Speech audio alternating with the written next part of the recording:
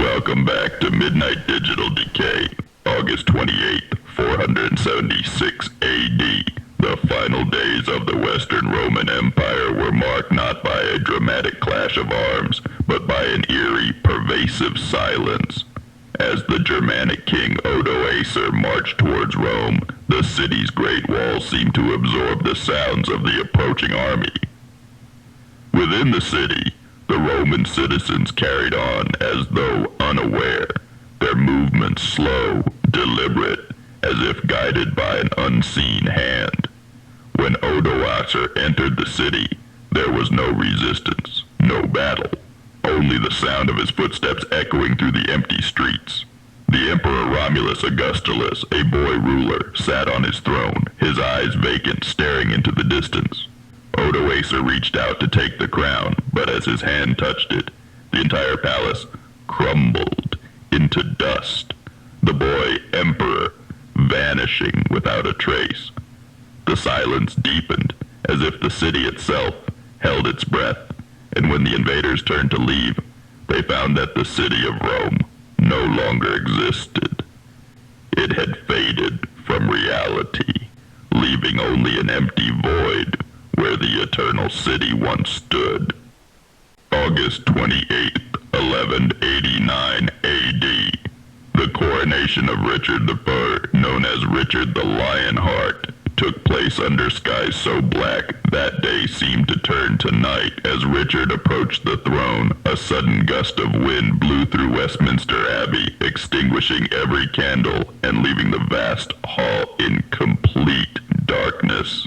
The assembled lords and clergy began to murmur, but their voices were quickly drowned out by a low, keening wail that seemed to emanate from the very stones of the abbey. The wail grew louder, a cacophony of voices lamenting in tongues long forgotten. Richard, unperturbed, took the crown, but as it was placed upon his head, the wailing ceased, replaced by a deafening silence. The air grew cold, and the gathered nobles could see their breath as frost began to creep across the stone floor.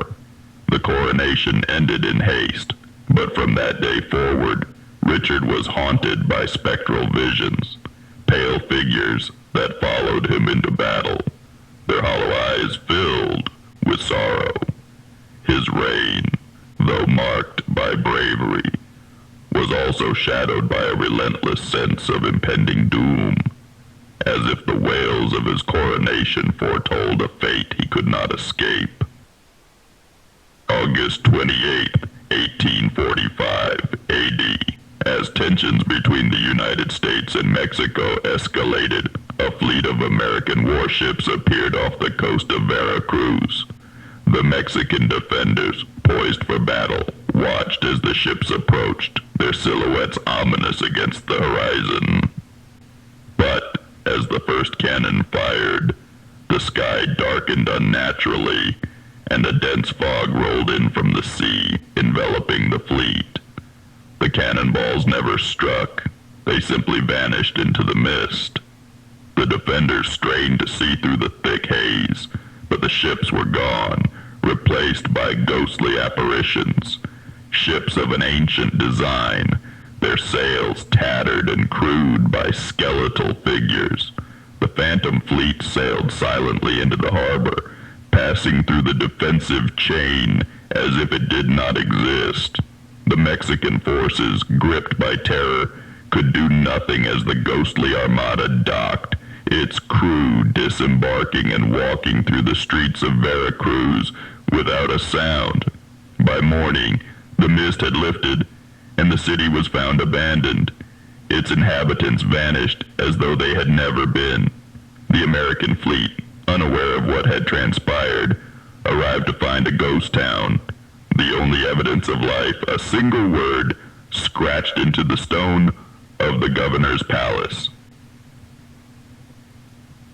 Vanished.